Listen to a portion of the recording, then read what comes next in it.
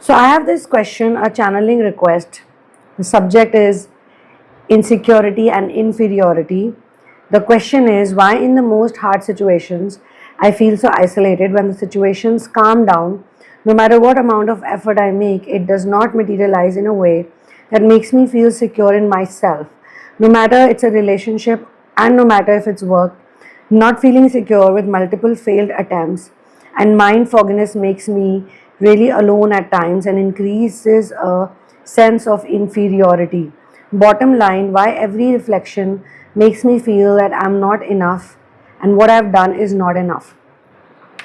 So, here the problem is not feeling good enough. No matter what you do, no matter what this person is doing in life, this person is not feeling good enough or not enough. Like something more needs to be done. So now I have received this question from a wise person. I know this person, of course. This is a wise person. A wise person has asked a wise question. Because the question is good. However, when this wise person is asking a wise question, they are not operating from a wise frequency. Okay, let me explain it. This person is operating from a fear based frequency. When they are feeling this way, they are operating under fear. This is not something that's happening with only this person. We see this happening with a lot of people, and let me bifurcate this question and let me then answer it step by step. Okay, why in the most hard situations I feel so isolated? This is a label. Now the moment we give a label to anything, any situation, anything, the good thing is that this person has mentioned the word situation and not problem. So situation and makes it a bit better. Problem makes it even worse. So now this person already feels that this is a difficult situation and they've already established that in difficult situations I feel isolated. Isolated means lonely, no support, okay, and most importantly no solution. Now this is the point that we need to remember, no solution. Here I'm going to talk about neuroplasticity. Neuroplasticity basically talks about how you can rewire and brainwash yourself to change your focus and attention, because most people suffer not because they're actually suffering, not because there's a problem there. I mean, yes, someone would say, oh, I'm the one who's suffering, oh, I'm the one who's miserable, oh, I'm the one who is going through these situations, I'm the one who's facing these challenges. How do you know?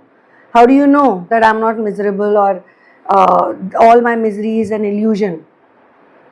Well, there are different options that you always have, okay? If you choose constantly to focus, if you focus and you pay attention to all the things that are bad in your life, all the things that are negative in your life, you will feel bad.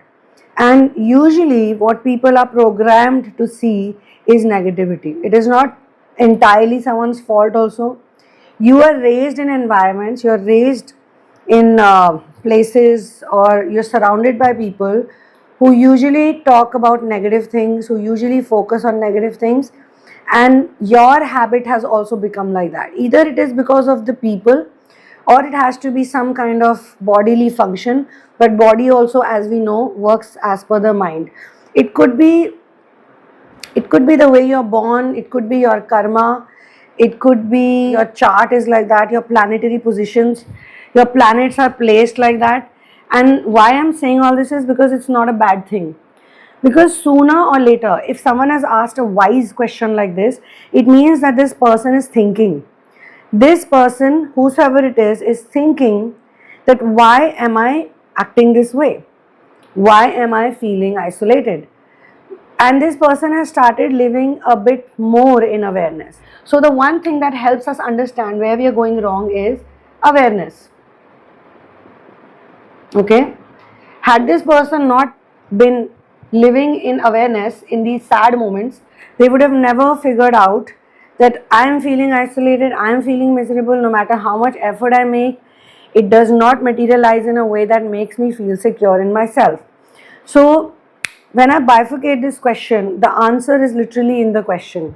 Usually, all answers are literally there in the question people ask. Okay, but we need to go deep into it. So basically, this person is feeling upset, miserable, they are suffering, or they're isolated because they feel that the thing they want, so what they want, the materializing part that they speak about, no matter how much effort I make, it does not materialize in a way that makes me feel secure in myself. So it's very simple that this person wants something and they make efforts for it, and when it does not materialize in the way they desire, but they are looking for a solution. Okay, or solution is a different word here. They basically want a desire to be fulfilled. They basically want something to happen, something should happen according to them, according to how they are programmed to see it appear in front of them, which they feel is the right way. Okay, so there has to be some, how should it happen? They are trying to control, this person is trying to control how, basically the process. Okay, the process till the end result. So let's say this person wants to go to Bali, okay, and they have already thought that these are the things I will do in Bali, 5 things I'll do in Bali or Thailand, whichever country you want to pick, you can pick. But when those 5 things don't happen, so what are the efforts they've made? They've bought the ticket, they've probably saved the money. For a couple of months, they had to save the money. After doing a lot of hard work, they saved enough money to go to Thailand or Bali. After going to Bali and Thailand, they wanted to do 5 things. And once they would do those 5 things, they would be very happy. But let's say those 5 things don't happen. The way they planned it, it doesn't go the way they planned it. Okay? What is going to happen? This person is going to become miserable. And now the situation that they have labeled as hard is going to make them feel isolated. And it started with insecurity, inferiority, unworthiness. I mean, it ended with what I am is not enough, but these are just mental rackets. Person has lived through a certain past, and in their past they were conditioned or they were programmed to act in a certain way. Let's say in the past they were not so aware, so they had a bunch of experiences and they collected a bundle of memories, and in the past they were also of course insecure and inferior, and they had all these hard situations where they did not get the desired result. I'm sure all things were not like that. It cannot be in everything, it cannot be, it simply cannot be. Okay, but there are specific areas where this person feels, let's say relationship, and because I cannot manifest it, because I don't see it happen exactly the way I want it, I'm not worthy of it. So in the past also they might have had certain experiences, and now what is happening is that they're carrying it forward in the future as well. So in the present moment, whatever happens to them, they are going to act in certain ways that will be familiar to the past, and therefore it will be reflected into the future. I mean, we all want to change our lives. Everybody wants, oh, I want to change my life. I want my life to be great. But in order to change your life, you have to change yourself. There are many people who are also very stubborn. They don't want to change themselves. They want to continue to be the same person who's been labeled here as insecure and inferior. I mean, these labels have to go. Not feeling secure with multiple failed attempts and mind fogginess. These kind of words, when people give to normal situations, they are going to feel horrible about themselves. This is a result. Let's change the language, okay? Let's change the language. No matter it's a relationship and no matter if it's work, not feeling secured with multiple failed attempts.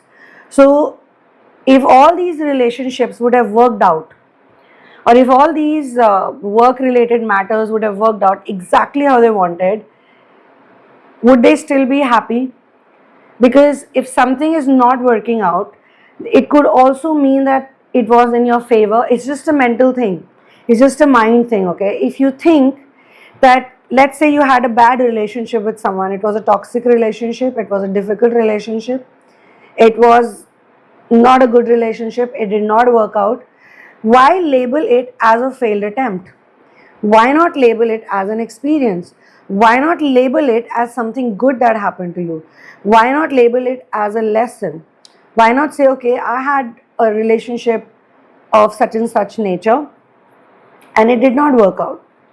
That's it, it did not work out for whatever XYZ reasons. Then it becomes a very light subject, it becomes a normal subject, because there are so many people on this planet whose relationships don't work out and they've gone through worse. Let's say now this person meets 5 more people, and 5 more people, with 5 more people, the relationship or the desire doesn't work out. The most important thing is that now it's not about one person, now it's about different people. Then you definitely need to think that there must be something that I am doing wrong here, and not think through like with so much emotional baggage and so much embarrassment and so much, we bring in the drama in our lives with so much dramatics. Why not say, okay, I've had multiple attempts at certain thing, even it can be an examination, and after 5 attempts you fail each time, okay?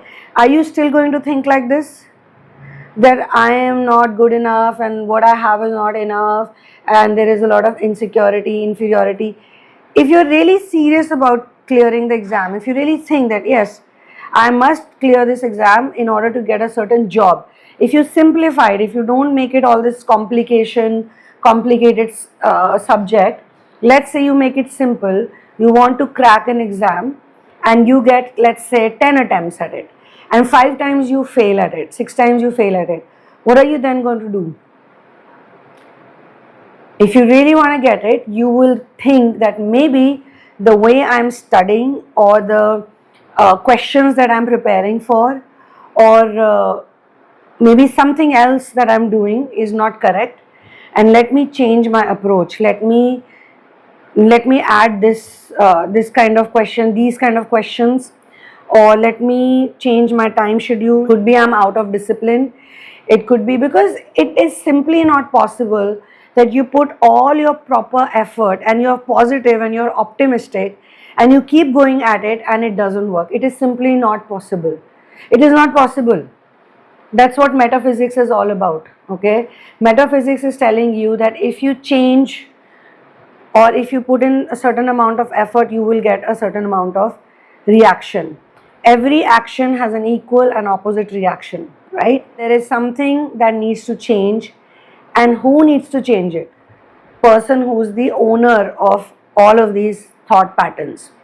So 5 times you fail at a certain exam, 6 time or 7 time you need to make a mental shift.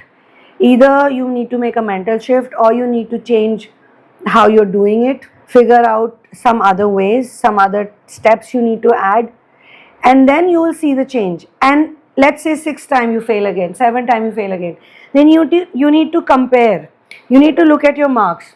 It's like going to the doctor says your hemoglobin is low, something in your blood is not good, okay, not good or not enough.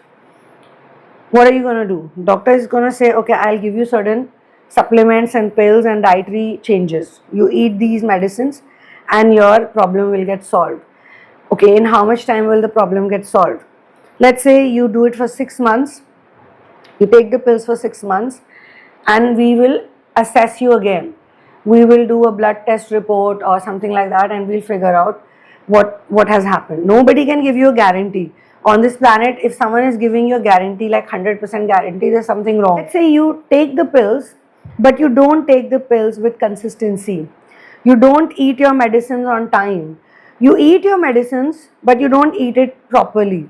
If you're supposed to eat a medicine every day, you may be eating every alternate day. If you're supposed to for 6 months, if you're supposed to do it daily, you probably do it, let's say 3 months you've done it properly. If you calculate all the dates, or 4 months, but 2 months, whatever reasons, XYZ reason, you skipped it. 6 months later, the doctor assesses you and doctor says, okay, you have progressed, your hemoglobin has become better, but it is still not what we want. So you need to buckle up, you need to do better than what you've done before. And I'm going to increase your course for 3-4 months more. And let's say because you have progressed, there's a chance that you can do better. But here you see, what is the difference? The difference is that you are looking at a certain number of progress. You're admitting that yes, you made some certain delays, and the doctor is still holding your hand. The doctor is not saying, okay, you can get lost because you didn't listen to me, because you're still doing whatever you want to do, and okay, you are not changing, so I will not take your case anymore. Doctor is still the same, the medicines are the same, and these are the medicines that you need. But if you are not going to eat the medicines, if you are not going to consume the pills on time, you will not see a result, or you will not see the desired result. So are we going to, in this case, what are we going to do? What is the right way to work through this is to shift the focus and attention, keep the awareness on the solution, not on the negative part. It is in our hands to look at the right things. Another example I'll give you, let's say you go to a kitchen, okay, somebody's kitchen. It's a nice clean kitchen, and there's a dustbin and there is a bouquet. There's a vase, beautiful vase of flowers. Now if you continuously focus on the garbage, the dustbin, the garbage bin, you're going to look at the dirty side of it. Oh, there's a dustbin and there's a lot of garbage in it, and it's not nice. But you can also focus on other things like the flowers, how organized the kitchen is, and this and that. And if the garbage is bothering you so much, then you can just simply remove the garbage bag, and you can keep it at some other place wherever you think it's better, wherever the garbage should go. So our focus decides everything. What we focus on, what we pay attention on, and we need to take responsibility for our life. We need to change. We need to change how we behave. If we are going to continue to be the same person, if you're going to be stubborn, and we're going to say, no, I will continue to be like this, I will continue to be upset every time things don't materialize the way I want it. So there is one more thing which is a problem here, is ego. Okay, and ego doesn't always mean a bad human being, an evil person, because I think some people have really started using ego as a word for whatever is negative. Oh, this is an egotistical person. Oh, this is a very, egoistic way of doing it or saying it. No, ego metaphysically means attachment with your physical identity, or attachment with a certain pattern of your physical identity. So let's say if you are used to behave in certain ways, if you're used to act in certain ways, in this case, if you're used to be insecure, so feeling insecure is already happening. Let's add some more elements to it. So now you have lots and lots of people who are competing for the same exams, okay? And you constantly feel that you will not get it. No matter what you do, you will not win, okay? So, in exams also, it's not just theory. Sometimes we have practicals, especially all these high government jobs. You see how they take the exams. They just don't do the theory. They also take one-on-one interviews. They want to see who is a person, who's a fit person, who's confident, who's smart. So let's say 5 people score 99%, okay? Now, if 5 people have scored 99%, how do you decide who is the right one for a certain job or for a certain role? This is how life also is.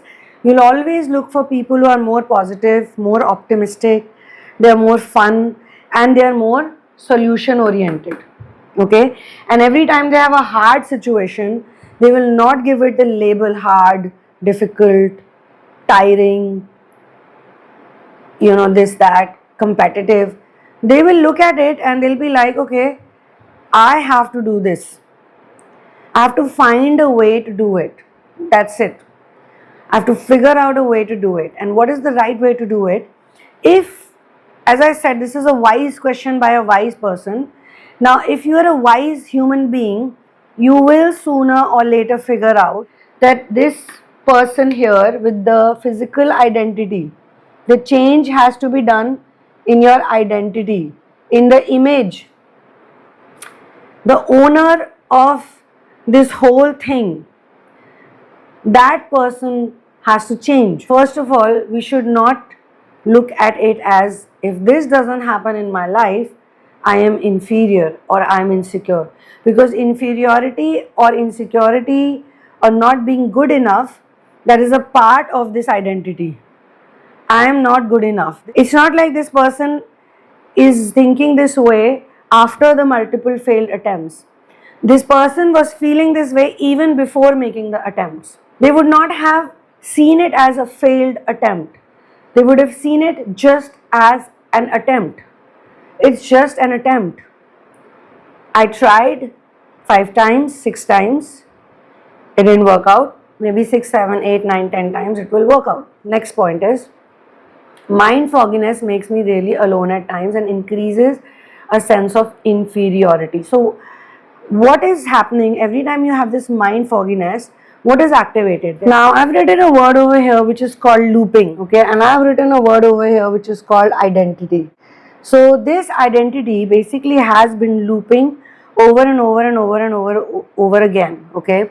If this doesn't change, then the same pattern, so we need to change the looping pattern, okay, the same pattern will keep on repeating.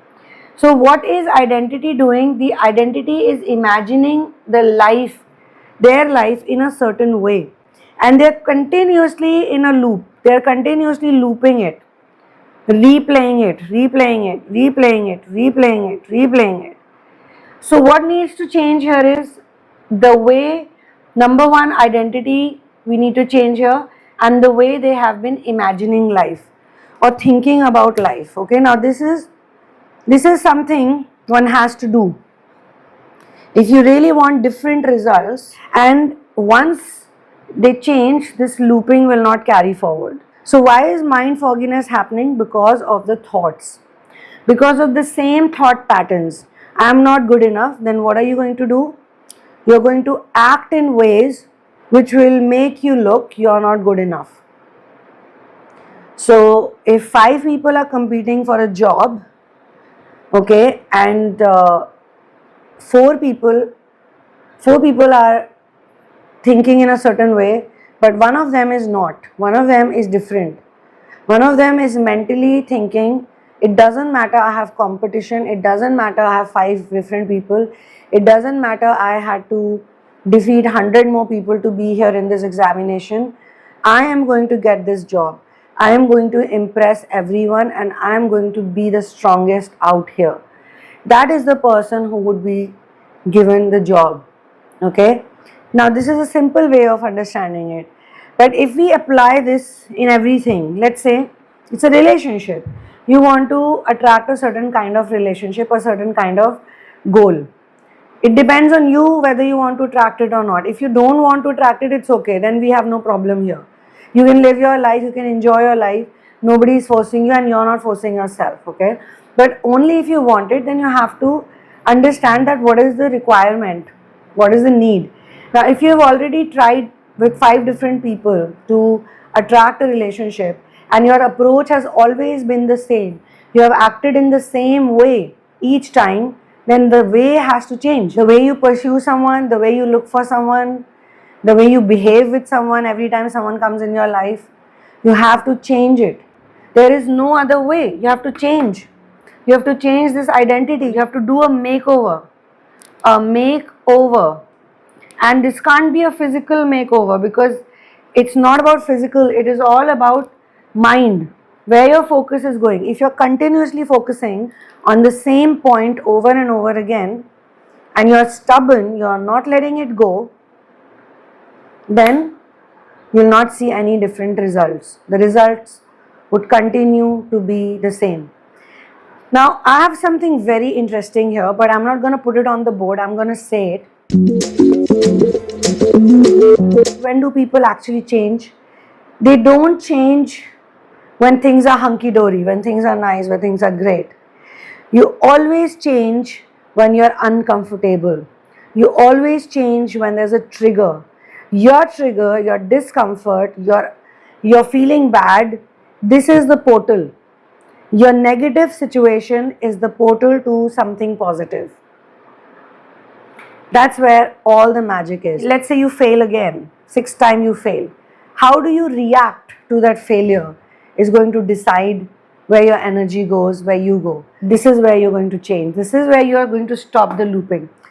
And this time you don't call yourself inferior, I'm not good enough, what I have is not enough, I'm not pretty enough, I'm not rich enough, I'm not smart enough, I'm not funny enough, I'm not witty enough, I'm not attractive enough, blah blah blah. If you're not going to think like that and you'll carry on with your life with grace and you say, okay, it didn't work out, great, I learned something. What did I learn from this mistake? What did I learn from this trigger? What did I learn from this failed attempt? What did I learn? I learned not to react. Now we go to the job part. Let's say you're at work and your boss is upset with you because you've not done something which is up to the mark. You've not submitted the report at 4 o'clock, giving the report at 6 o'clock, 6 p.m. You had to give it at 4 p.m., now you're giving it at 6 p.m. Your boss is upset with you. And you have done this 5 times before in the past. This is your 6th time your boss is upset with you. So what do you need to do? What do you need to change? The 6th time you have to see, why am I submitting the report at 6 p.m. when I'm actually supposed to submit it at 4 p.m. And if my boss is getting angry about it or upset about it, either I need to tell my boss that look, this is not possible, because see, it's not always your fault. It's not like you're the one who's wrong. Maybe the boss has given you certain kind of job that needs 2 more hours to do it. So either you figure that out, you discuss it with your boss that you know what, it's not possible for me to submit it at 6 p.m. every time. Now we navigate into other scenarios. Let's say your boss gave you 2 days for it and you were not able to do it in 2 days. So then you can tell your boss that okay, I had 2 days, but this is what it was. Now I'll tell you where you have already rewired your mind or your brain is, because brain is always operating in survival mode. Let's remember that, okay? Mind is never anchored in the present. Mind is usually anchored in the past and the future. And if you're not going to change in the here and now, your yesterday is going to look exactly like your tomorrow till the rest of your life. And there is no, you should not be emotional about it. Why this is happening to me? No. First of all, you need to let go of this emotional behavior. This toxic emotional behavior has to go out of the window. You have to be more logical. Okay. Now, when you talk to your boss, because you've already figured things out, you're a different person. The way you're negotiating shows already you're a different person. And then you can give option to your boss also, who can show you, okay, fine. So if you feel this is the, like you have been acting out of fear, okay, you were scared. So 5 times, 6 times, you're still going through the same thing. Let's say it's not your fault, but it's the expectation that's incorrect. Maybe it's the expectation that's not correct. Let's say for a relationship also, maybe the expectation you're performing under is not correct. Maybe you're either wanting it too soon, too fast, too early, or you're going by other people, like you're comparing yourself with other people. Okay, other people have it like this, so I must also have it like this. If the same looping is happening in all the scenarios, it's happening in relationship, it's happening with friendship, it's happening with work, it's happening with health, it's happening with family matters, it's happening literally in all departments. It means how you're doing one thing is exactly how you're doing everything else too. So then also we need to shift, we need to rewire. This is all science, and one has to apply the science, the psychology behind whatever is happening in your life. The brilliant part is, I think the great part is that you at least can ask this question. I know a lot of people who would never even think this much because they just don't know. They are not in awareness. They cannot see it. They cannot even see it like this. They are so miserable, so codependent on pills, on medication, on thinking a certain way, because you are able to be in awareness when you are in pain. And that is where you shift. As I said, your pain is a portal. You think it's pain, you're thinking it's pain because you're programmed to think like that. I'm in pain, but then what? Now is the time to get out of the pain. You should actually look at it as I got 5 attempts. Wow. If it's not materializing in the way you wanted, why don't you let it go? Why don't you let it happen naturally the way it is meant to happen? Why are you trying to control it so much? Why are you trying to make it happen in a certain way? And that it has to be like this only. So when the situations calm down, it also means the situation does calm down. Check out the description box, because this work has to be a combination of spirit science, and the mysticism also has to be there. The faith has to be there. If you let it go, if you surrender to how divine has planned things for you, then things will be so different. Because the moment you let it go, you're not the one who's doing, because all these efforts is doing. It is, in a big way, a person is in doership mode. They are not in surrender mode. If you look at the twin flame stages, I can say, just by looking at the question, that this person is jumping from runner chaser dynamic, a mental runner chaser dynamic, to surrender. There's a physical runner chaser dynamic, there's a mental runner chaser dynamic, and there is a phase where you just let it go, and then you start practicing surrender. So this person is still not surrendered. So okay, I don't want to do it. Maybe that's where the problem is, that you're making way too many efforts, way too many attempts to achieve something. Maybe you don't need to do all of that. Maybe you just need to chillax and be yourself. Just enjoy. Just be grateful. Just enjoy. You know, ungratefulness is the biggest sin. It's the biggest sin. My master says it, that there is still redemption for other sins, but for ungratefulness there is no redemption. Because it takes a person in a dip instantly. And you know, to get out of the dip also you use gratitude. So if you say, thank you God for all these attempts, or thank you God for all these experiences, thank you God that I actually got to meet so many interesting people in my life, and I'm sure if it's destined, I will meet the right one too one day, who's right for me. Maybe I'm not right for these people, maybe these people are not right for me. Whatever it is, I agree. If it's meant to happen, it will happen. Nothing can stop something if it's meant to happen. If you have that kind of faith, if you have that level of conviction in you, you will learn to enjoy your life. And the moment you start enjoying your life, you're out of the fear frequency. You stop worrying. The moment you worry, it's over. You know, because then again it's the same thing. It's fear taking over you. And the moment you say, I'm not gonna worry, I'm just gonna chill, let's see who's next. Thank you. Next. So see you in the next one. One love, peace out, and victory to Ram.